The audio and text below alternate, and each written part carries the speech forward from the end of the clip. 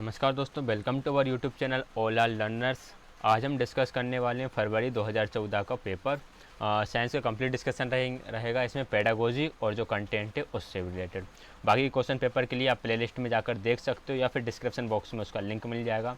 और यदि आपको पीडीएफ चाहिए इस क्वेश्चन पेपर का तो आप कमेंट कीजिएगा और मेरा टेलीग्राम चैनल ज्वाइन कर लीजिएगा, वहाँ से आपको पीडीएफ मिल जाएगा। चलते हैं क्वेश्चंस की तरफ। फर्स्ट क्वेश्चन है कि मानव उत्सर्जन तंत्र के विषय में नीचे दिए गए कथनों का अध्ययन कीजिए। Study the following statement about the excretory system in human beings. तो सबसे पहले कौन सी प्रोसेस होगी उसकी तरफ हमें जाना है।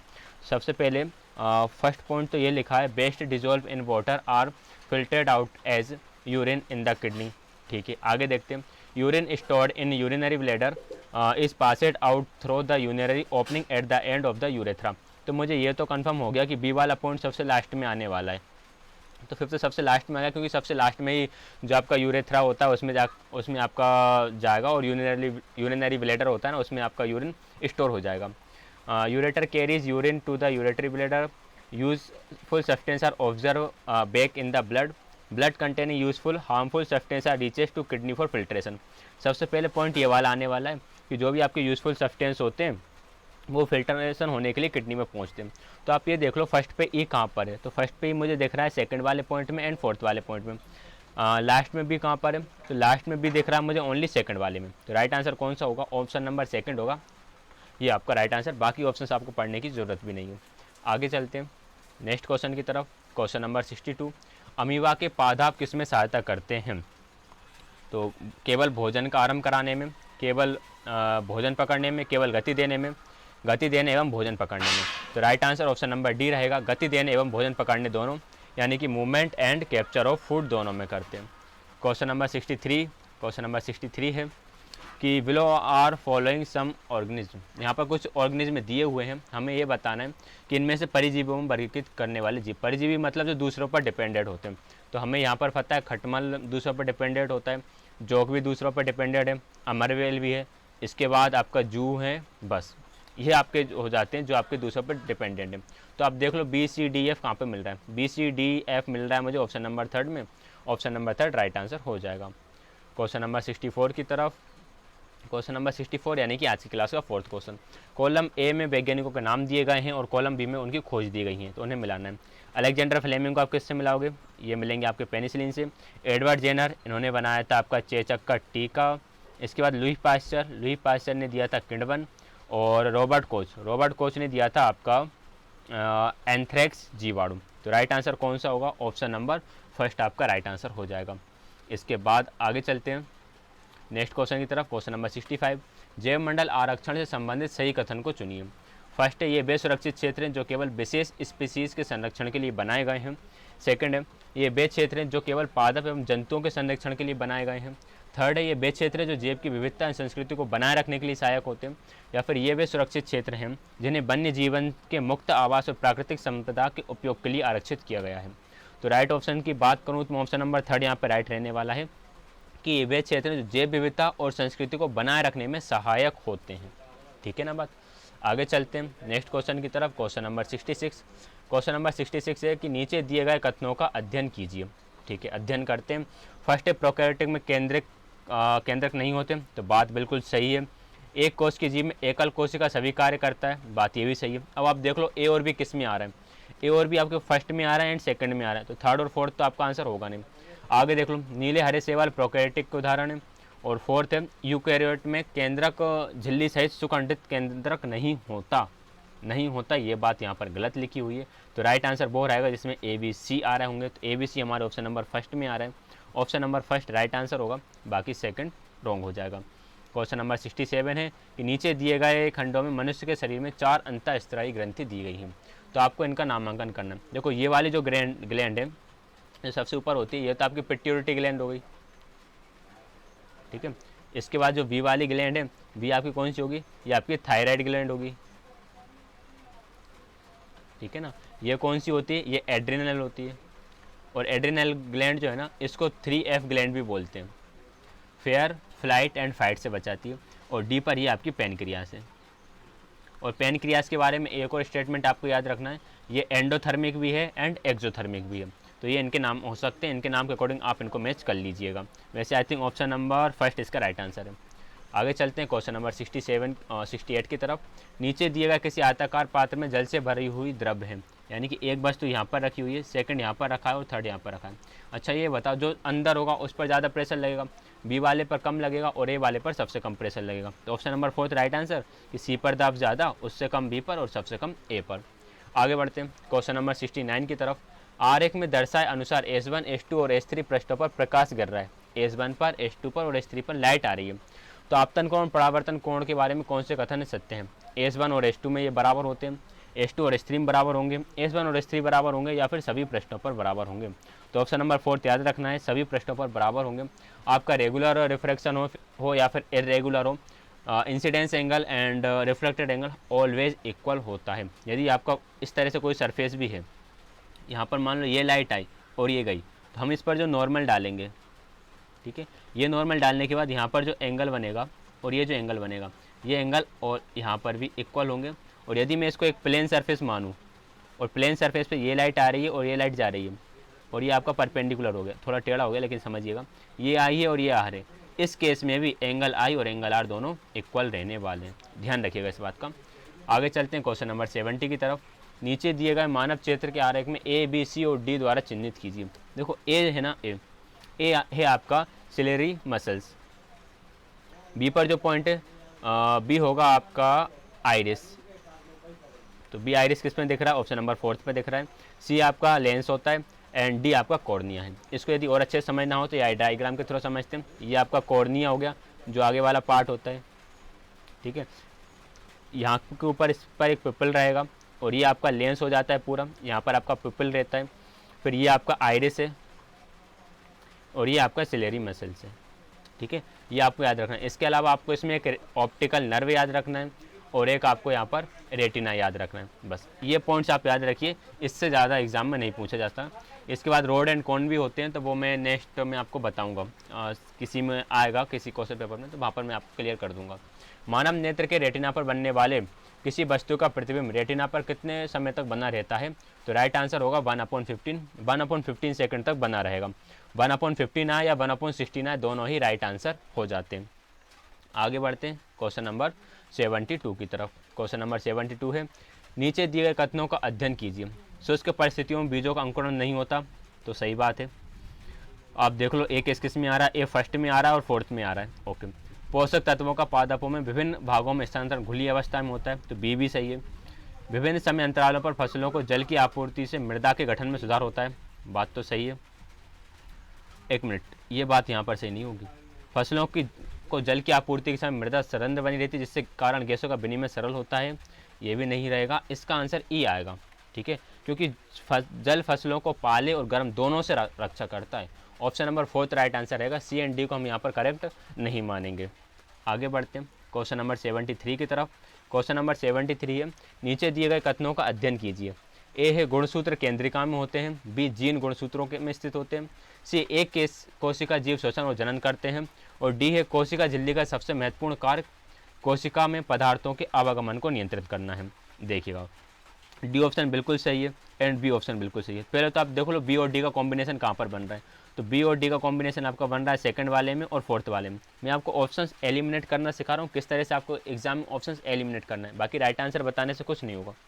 अब यहाँ पर ऑप्शन सी है कि एक कोशिकीय जीव श्वसन और जनन करते हैं, तो ये बात भी सही है कि एक कोशिकीय जीव होते हैं वो श्वसन और जनन भी करेंगे, यानी option number second right answer हो जाएगा, फोर्थ रॉन्ग हो जाएगा।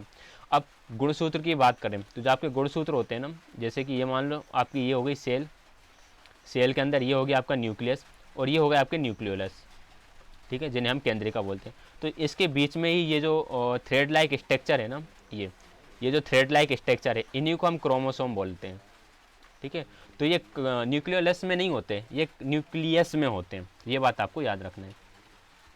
क्वेश्चन नंबर 74 की तरफ चलते हैं। क्वेश्चन नंबर 74 है, चिकित्सा के क्षेत्र में समस्याओं के अनुसंधान के लिए उपयोग किए जाने वाले पराश्रव्य ध्वनि उपकरणों की आवृत्ति होती है। तो आपको याद रखना है क्या बोलते हैं इनको, अल्ट्रासाउंड जो होते हैं उनकी फ्रिक्वेंसी 20,000 से कम होती है, ठीक है, और 20,000 से कम किसकी होगी? ये आपकी इंफ्रासाउंड होगा, ठीक है ना बात। और ह्यूमन के लिए ऑडिबल साउंड कितना है? ये है आपका 20 हर्ट्ज टू 20 किलो हर्ट्ज, ये आपका ऑडिएबल साउंड होता है जिसे हम सुन सकते हैं।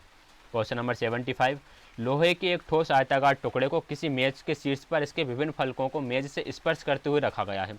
विभिन्न प्रकरणों में लोहे के इस ठोस पर गुटका आरोपित करता है। समान बल समान दाब, समान बल परंतु भिन्न भिन्न दाब, भिन्न भिन्न बल और भिन्न भिन्न दाब, या भिन्न भिन्न बल परंतु समान दाब। तो राइट आंसर इसका ऑप्शन नंबर सेकंड रहेगा, समान बल परंतु भिन्न दाब। कैसे करेंगे देखिएगा। मान लो इसके ऊपर एक बॉक्स रखा हुआ है, ये वाला, ठीक है, ये इसकी ब्रीथ हो गई, ये इसकी लेंथ हो गई, ठीक। फोर्स का हमेशा इक्वल रहेगा, फोर्स के बारे में कोई दो राय नहीं है, हमें सिर्फ प्रेशर को डिफाइन करना है। तो यदि मैं इस यहाँ पर अभी एरिया की बात करूँ, ठीक है, तो यहाँ पर ज़्यादा एरिया है, और फोर्स जो होता है ना, सॉरी प्रेशर जो होता है वो होता है आपका फोर्स अपॉन एरिया, यानी कि pressure is inversely proportional to area. यदि एरिया बढ़ेगा तो प्रेशर कम होगा, और यदि इसी को मैं कुछ इस तरह से रख दूँ, ठीक है, 3D में समझने की कोशिश करिएगा, इस तरह से रख दूंगा, तो अब क्या हुआ, एरिया कम हो गया। तो इस केस में तो प्रेशर जो था, प्रेशर ज़्यादा था, लेकिन इस केस में प्रेशर आपका कम हो गया, सॉरी इस केस में आपका प्रेशर इंक्रीज हो गया, और इस केस में आपका प्रेशर डिक्रीज हो गया, ठीक है बात। तो एक ही ऑब्जेक्ट है लेकिन प्रेशर दोनों केस में अलग अलग है, तो ये बात ध्यान रखिएगा। एक ही ऑब्जेक्ट को यदि आप अलग अलग तरीके से रखते हो तो वहाँ पर जो फोर्स है वो तो सेम रहेगा, लेकिन प्रेशर अलग अलग हो जाएगा। क्वेश्चन नंबर 76, क्वेश्चन नंबर 76 से नीचे दिए गए जंतु कोशिका के आरेख में ABCD भागों का नामांकन कीजिए। आपको ABCD क्लियर नहीं दिख रहा होगा तो मैं इसको एलिमिनेट करना बताता हूँ कैसे करना है। देखिए ये है आपका एनिमल सेल, एनिमल सेल है तो कोशिका भित्ति यानी सेल वॉल तो होगा नहीं, प्लेटलेट्स नहीं होगा, कोशिका भित्ति नहीं होगा, तो ऑप्शन नंबर सेकंड आपका राइट आंसर। कुछ देखना ही नहीं है, हमने सिर्फ ऑप्शंस देखे और हमारा आंसर एलिमिनेट हो गया है। और यदि मैं आपको बता दूं तो ये जो बाहर की जो वॉल होती है इसे हम सेल वॉल बोलते हैं, ठीक है। बी इसको डिनोट कर रहा है, ये क्या होते हैं, ये आपके वैक्यूल होते हैं, और ये याद रखना है एनिमल सेल में ये छोटे होते हैं एंड ज़्यादा होते हैं, एंड प्लांट सेल में ये बड़े होते हैं और लेस इन नंबर्स होते हैं। सी आपका बता रहा है न्यूक्लियस को, और जो डी है ये वाला जो पार्ट है, ये जो भरा हुआ है, ये होता है आपका साइटोप्लाज्म, जिसे हम जीव द्रव्य भी बोलते हैं, कोशिका द्रव्य बोलते हैं, सॉरी इसे क्या बोलेंगे हम, कोशिका द्रव्य भी बोलेंगे, ठीक। आगे बढ़ते हैं क्वेश्चन नंबर 77 की तरफ। क्वेश्चन नंबर 77 था, एक मिनट, पिछले लास्ट क्वेश्चन हो गया हमारा, हाँ 77 क्वेश्चन है। क्वेश्चन नंबर 77 में बताना है कि एक गतिमान कार के ओडोमीटर का 8 बजे जो पाठ्यांक है वो 36,540 है, और 10 बजे ये पाठ्यांक 36,666 हो जाता है। यदि कार टेढ़े मेढ़े पथ पर असमान चाल से गति करती है तो कार की मीटर प्रति सेकंड में औसत चाल कितनी होगी। सबसे पहले आप निकालो इसमें डिस्टेंस। डिस्टेंस निकालने के लिए जो ओडोमीटर का पाठ्यांक है 10 बजे कितना था, और 10 बजे कितना था और 8 बजे कितना था, दोनों को माइनस कर देते हैं। डिस्टेंस आ जाता है 126, टाइम 8 बजे से 10 बजे तक हो जाएगा 2 घंटे, तो स्पीड कितनी होगी 126/2 कर दोगे तो ये आ जाएगा आपका 63। लेकिन 63 आपका किलोमीटर पर आवर आया है, हमें निकालना है मीटर पर सेकंड में। मीटर पर सेकंड में निकालने के लिए जस्ट 5/18 कर देते हैं, कैंसिल करेंगे 9 से ये होगा 2 टाइम, ये होगा 7 टाइम, 7 5 जा 35, 35/2 करोगे 17.5 मीटर पर सेकंड आपका राइट आंसर, यानी ऑप्शन नंबर 3 आपका राइट आंसर हो जाएगा। क्वेश्चन नंबर 78, किसी छात्र के पास हल्दी का पेस्ट है, इस पेस्ट को हाइड्रोक्लोरिक अम्ल में डालता है और सोडियम हाइड्रोक्साइड के जलीय विलयन में अलग अलग डालने पर किन रंगों का परीक्षण करेगा। हल्दी का ध्यान रखना, हल्दी हाइड्रोक्लोरिक एसिड के साथ कोई रिएक्शन नहीं करती और सोडियम हाइड्रोक्साइड के साथ ये रेड कलर देगी, ठीक है बात। राइट आंसर ऑप्शन नंबर 2 हो जाएगा। मतलब जो आपकी हल्दी होती है वो HCl के साथ कोई, यानी कि एसिड्स के साथ कोई रिएक्शन नहीं करेगी, लेकिन जो आपके बेस रहेंगे उसके साथ ये रेड कलर प्रोवाइड कराती है। आप इसका एग्जाम्पल या प्रैक्टिकल घर पर कर सकते हो। हल्दी वाले कपड़ों को जिनमें हल्दी का दाग लगाओ, साबुन से धोकर देखना, वहाँ पर लाल कलर आ जाएगा। आगे बढ़ते हैं क्वेश्चन नंबर 79 की तरफ। क्वेश्चन नंबर 79 क्या बोल रहा है कि क्षुद्रांत के दीर्घरोम के संदर्भ में नीचे दिए गए कथनों का अध्ययन कीजिए। ये क्वेश्चन काफ़ी आप ये बोल सकते हो कि बहुत डाउट वाला है, बिकॉज इसका ए ऑप्शन राइट है, सी ऑप्शन राइट है एंड डी ऑप्शन राइट है। बी ऑप्शन राइट नहीं है, लेकिन यहाँ पर जो ऑप्शंस हैं, ऑप्शंस की यदि अकॉर्डिंग हम जाते हैं तो हमें फिर A B C इसका आंसर टिक करना पड़ेगा, क्योंकि इनमें महीन छिद्र होते हैं जिससे भोषण आसानी से गुजर सकता है। इनकी उनकी सतह के निकट सूक्ष्म रुधिर वाहिकाओं का जाल भी फैला होता है, क्योंकि खाने का ऑब्जर्व जो करेंगे ना वो आपकी स्मॉल इंटेस्टाइन ही होती है, और यहाँ पर उंगलियों की समान संरचना भी होती है जिसे हम विलाय बोलते हैं। तो ए, सी एंड डी तीनों सही हैं, लेकिन ऑप्शन में ये था नहीं, इसलिए हमें ऑप्शन नंबर 3 की तरफ जाना पड़ा। लेकिन आप ध्यान रखिएगा कि इसका राइट आंसर में ए, सी एंड डी ही आएगा। बी इसका राइट ऑप्शन में हम ले नहीं सकते, लेकिन हमें लेना पड़ रहा है। ठीक है बात। क्वेश्चन नंबर 80 है, नीचे दिए गए कुछ खाद्य पदार्थ दिए हुए हैं, उबले और पिसे हुए आलू, उबले हुए और चबाए हुए आलू, रोटी का एक टुकड़ा, चीनी का घोल या फिर नारियल का तेल। आयोडीन का घोल परीक्षण करने के लिए निम्नलिखित में से कौन नीला काला रंग प्रदान करेंगे? तो आपका ए भी करेगा क्योंकि आलू है, बी भी करेगा क्योंकि चावल है, और सी भी करेगा क्योंकि रोटी एंड ब्रेड का टुकड़ा। इन तीनों में ही हमारा स्टार्च होता है, और स्टार्च के परीक्षण के लिए ये काम किया जाता है। ऑप्शन नंबर 3 राइट आंसर रहेगा। क्वेश्चन नंबर 81 की बात करते हैं। क्वेश्चन नंबर 81 है, कक्षा 8 के छात्रों को कमानीदार तुला की सही उपयोग विधि पढ़ाते समय गुंजन ने नीचे दिए गए चरणों का पालन करने के लिए कहा। शून्यांक त्रुटि का नोट करना, वास्तविक पाठ्यांक परिकल्पित करना, अंशांकित पैमाने पर संकेत की स्थिति नोट करना, या फिर कमानीदार तुला का अल्पतमांक रिकॉर्ड करना। देखिए, सबसे पहले हम करते हैं शून्यांक त्रुटि नोट। तो शून्यांक त्रुटि का ए बी मतलब फर्स्ट, थर्ड एंड फोर्थ तो हमारे सेम है, और जो वास्तविक पाठ्यांक है ना, वास्तविक पाठ्यांक आएगा सबसे लास्ट में। तो आप देखो फर्स्ट पर है और लास्ट में बी किस में है? तो फर्स्ट पर है और लास्ट में बी है ऑप्शन नंबर 3 में। तो A and D option number 3 right answer हो जाएगा। सबसे पहले शून्यांक त्रुटि को नोट करोगे, उसके बाद अल्पतमांक रिकॉर्ड करोगे, फिर आंशिक पैमाने पर संकेत की स्थिति को नोट करना है, एंड नाउ आपको वास्तविक पाठ्यांक परिकल्पित करना है। क्वेश्चन नंबर 82 की तरफ चलते हैं। क्वेश्चन नंबर 82 है कि उच्च प्राथमिक स्तर पर विज्ञान सीखने का नीचे दिया गया कौन सा उद्देश्य वांछनीय उद्देश्य नहीं है? यानी कि उद्देश्य नहीं है ये बताना है आपको। तो इसमें रटने करने जैसा कोई सा दिख रहा है क्या? ऑप्शन नंबर 4 प्रतियोगी परीक्षाओं में अच्छा प्रदर्शन करना, ये वांछनीय उद्देश्य नहीं होगा। आगे बढ़ते हैं क्वेश्चन नंबर 83 की तरफ। विज्ञान शिक्षण में रोल प्ले की तकनीक को एक प्रभावी नीति मानने का कारण यह है कि वास्तविक जीवन में किसी की भूमिका अच्छी प्रकार से समझना सुनिश्चित करती है, या अधिगम प्रक्रिया में छात्र की सक्रिय भागीदारी सुनिश्चित करती है, ये छात्रों की सामाजिक कुशलताओं को बढ़ावा दे सकती है, या फिर ये अधिगम प्रक्रिया में एक रास्ता को तोड़ने सुनिश्चित करती है। तो right answer option number C रहेगा कि रोल प्ले की तकनीक से आप क्या करोगे? सामाजिक कुशलताओं को बढ़ावा देगी। फर्स्ट ऑप्शन भी राइट होता है, लेकिन यदि थर्ड है तो फिर हम थर्ड की तरफ जाएंगे, क्योंकि थर्ड में फर्स्ट तो आपका इंक्लूड हो ही जाएगा। 84 क्वेश्चन है, विज्ञान को प्रश्न करना, खोजबीन करना, स्वयं करना, अन्वेषण करना माना गया है। विज्ञान शिक्षण के समय दीपिका द्वारा कराए गए नीचे क्रियाकलापों में से कौन सा उन मानदंडों के लिए उपयुक्त है? तो यूनिट टेस्ट तो होगा नहीं, सामान्य रोगों पर सामूहिक चर्चा भी नहीं होगा, क्योंकि बच्चे खोजबीन कर रहे हैं, प्रश्न कर रहे हैं, अन्वेषण यानी कि खोज कर रहे हैं, वाद विवाद भी नहीं आएगा। परियोजना कार्य आ सकता है, क्योंकि जब आप प्रोजेक्ट बनाते हैं ना, बच्चे प्रोजेक्ट बनाते हैं तो वो खोजबीन करेंगे, अन्वेषण करेंगे, या फिर स्वयं करना भी आपका इसी में आएगा परियोजना कार्य में। ठीक है बात। क्वेश्चन नंबर 85, राष्ट्रीय पाठ्यचर्या की रूपरेखा 2005 में यह अनुशंसा की गई कि उच्च प्राथमिक स्तर पर विज्ञान शिक्षण में अधिक बल दिया जाना चाहिए। क्यों दिया जाना चाहिए? कक्षा की पढ़ाई को विद्यालय के बाहरी जीवन से संबंधित करने के लिए, बिल्कुल सही है। पाठ्यचर्या में दिए गए सभी वैज्ञानिकों को याद करना, गलत बात। सभी प्रश्नों के उत्तर याद करना, गलत बात। प्रदर्शन में सुधार, गलत बात। बाहरी जीवन से जोड़ना सबसे सही रहेगा। 86 की बात करते हैं। गीता कक्षा 8 के छात्रों को मानव नेत्र विषय पढ़ाने के लिए पाठ्य योजना बना रही है। अब नीचे दिए गए क्रियाकलापों में किसे पाठ्य योजना में सम्मिलित करने पर पाठ अधिक प्रभावी बन सकता है और छात्रों की संबंधित संकल्पनाओं को अच्छी तरह समझ सकने में सहायता कर सकता है? फर्स्ट, अच्छा गृह कार्य बनाना, कक्षा में छात्रों को नोट लिखवाना, दोनों ही गलत हैं। क्रियाकलाप और पारस्परिक प्रश्नोत्तरों का प्रयोग करना, बिल्कुल सही बात। आगे बढ़ते हैं क्वेश्चन नंबर 87 की तरफ। राष्ट्रीय पाठ्यचर्या की रूपरेखा 2005 की सिफारिशों के आधार पर एनसीईआरटी विज्ञान की पुस्तकों में अधिक बल दिया गया। रटने की प्रवृत्ति को उत्साहित करने, बिल्कुल सही है। ये देख लो किस में आ रहा है, फर्स्ट में आ रहा है एंड सेकंड में आ रहा है। विज्ञान की पाठ्यचर्या के भिन्न भिन्न क्षेत्रों के बीच तीक्ष्ण सीमाएं बनाए रखना, यानी कि आपने लिमिटेशन बना के रख दी।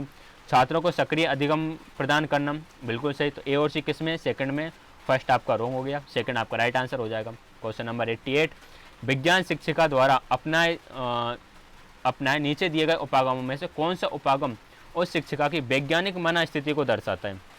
कक्षा में पूर्ण अनुशासन, तो ये उसकी साइंटिफिक थिंकिंग को नहीं बताएगा। यथासंभव शीघ्र पाठ्यक्रम को करना, ये भी नहीं बताएगा। प्रश्न पूछने के लिए प्रोत्साहित, बिल्कुल बताएगा। कठिन प्रश्न करना ये भी नहीं बताएगा। ऑप्शन नंबर 3 राइट आंसर रहेगा। आगे बढ़ते हैं क्वेश्चन नंबर 89 की तरफ। वैज्ञानिक विधि के लिए सामान्यतः निम्नलिखित चरणों का पालन करना, तो ये उचित क्रम में नहीं है, सिफारिश की जाती है। तो मतलब इनको पालन करने की सिफारिश तो की जाती है, लेकिन आपको इनको राइट ऑर्डर में अरेंज करना है। सबसे पहले आप क्या करोगे, समस्या की पहचान, सी किस में दिख रहा है, फर्स्ट में दिख रहा है एंड सेकंड में दिख रहा है। फिर क्या करोगे, परिकल्पनाएं बनाओगे, तो सी के बाद बी किस में दिख रहा है, सेकंड में, फर्स्ट ऑप्शन रॉन्ग, सेकंड आपका राइट। इसके बाद पूरा ही देख लेते हैं। फिर आप आंकड़ों को एकत्र करोगे, फिर परिकल्पना का परीक्षण करोगे, देन आप उसका निष्कर्ष निकालोगे। आगे बढ़ते हैं क्वेश्चन नंबर 90 की तरफ। हस्त सिद्ध क्रियाकलाप और परियोजना विज्ञान सीखने के अभिन्न अंग है। इन अधिगम अनुभवों का मुख्य उद्देश्य है प्रायोगिक कौशलों पर छात्रों का मूल्यांकन, छात्रों को हर समय व्यस्त रखना, प्रयोगशाला में अनुशासन बनाए रखना, या फिर विस्तारित अधिगम के लिए छात्रों को अवसर प्रदान करना। तो राइट आंसर होगा ऑप्शन नंबर 4 कि विस्तारित अधिगम के लिए छात्रों को अवसर प्रदान करना। तो इस तरह से ये हमारा क्वेश्चन पेपर भी कंप्लीट हो जाता है। वीडियो यदि पसंद आए तो वीडियो को आप लाइक, शेयर एंड चैनल को सब्सक्राइब करना नहीं भूलिएगा। पीडीएफ के लिए टेलीग्राम चैनल ज्वाइन कर लीजिए, और इसी तरह का यदि आपको और क्वेश्चन पेपर भी चाहिए तो आप कमेंट कर सकते हैं। हमारे साथ जुड़ने के लिए आप सभी का बहुत बहुत धन्यवाद।